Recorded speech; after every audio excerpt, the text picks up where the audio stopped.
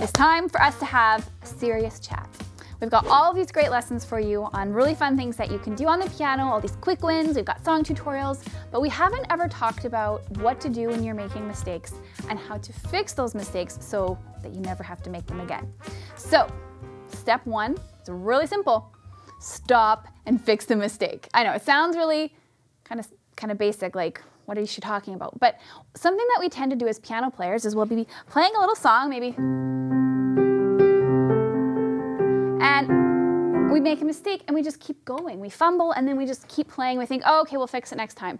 But the truth is, when we keep playing the song, we're teaching our brain that, oh, it's okay, we'll get that later. And we never actually develop the neural pathways that we need to stop making that mistake. So that's number one. You need to first identify where your mistakes are happening, and then you need to stop and spend some time on them. Now, I should say, if you're performing a song, probably not the best idea to stop at the mistake and then fix it. Keep going, get through your song. But when it comes to actually practicing the music, you need to stop and fix the mistake. So there's two things that could happen. One is you could know immediately, this is where I'm always messing up and I need to work on it.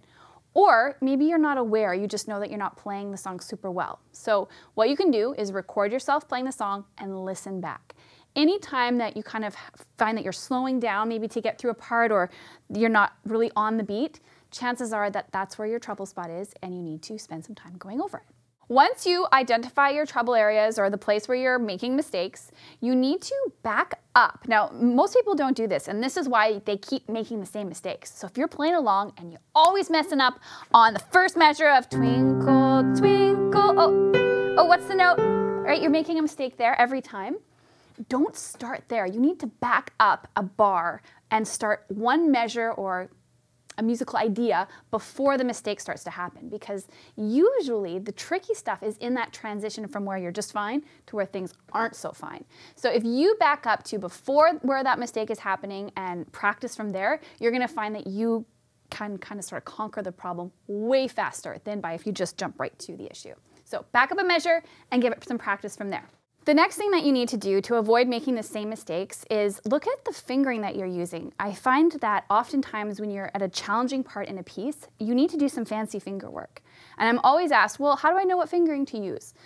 It takes a little bit of experimentation, and this will be a little bit different for everybody as far as I'm concerned. So trying to play a complicated piece without figuring out your fingering is kind of like going on a trip without looking at a map. You want to plan your route. So take a few minutes, look at that section, and map out, write it down if you need to, what your fingering should be so that you can get through those difficult spots with ease. Okay, so say you've done all those things and you come back the next day to practice.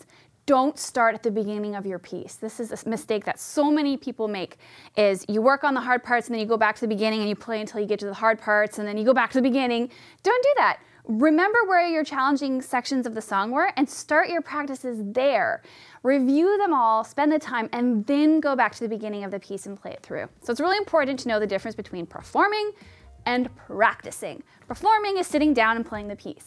Practicing is finding those difficult spots, isolating them, practicing them over and over, and returning to that work as many times as needed for as many days as needed until you've mastered the piece. So I hope that you found this helpful and that it inspires you to slow down, take the time you need, and perfect your songs.